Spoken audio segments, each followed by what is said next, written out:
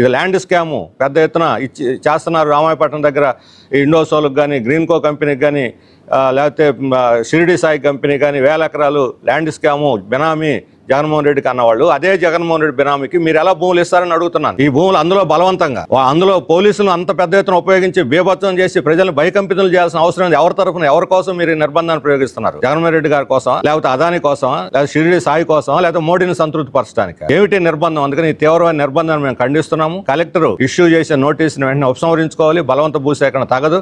ప్రజలిస్తే తీసుకోండి, లేకపోతే లేదు. ఏమిటి అక్కడ? అంతగా కంపెనీకి అవసరమైతే వాళ్ళే సేకరించుకుంటారు, రైతుల దగ్గర పోయి కొనుక్కుంటారు. మీకు అవసరం ఏంటని? ఇప్పటివరకు సేకరించిన భూములు ఎక్కడైనా పరిశ్రమలు పెట్టారా? ఎవరికైనా ఉద్యోగాలు ఇచ్చారా?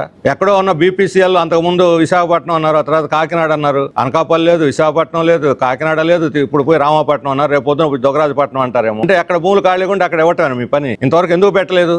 ఇండోసోల్ కంపెనీ కావచ్చు, షిరిడి సాయి కంపెనీ కావచ్చు, వాళ్ళు భూములు ఇచ్చిన చోట పెట్టారు ఎక్కడన్నా? మీకు వాళ్ళకున్న పవిత్ర బంధం ఏమిటో కూడా చెప్పండి. లేకపోతే వైఎస్ జగన్మోహన్ రెడ్డి గారికి, చంద్రబాబు నాయుడు గారికి ఏమైనా వారదా ఈ కంపెనీ? ఇద్దరికి మధ్య బ్రిడ్జినా?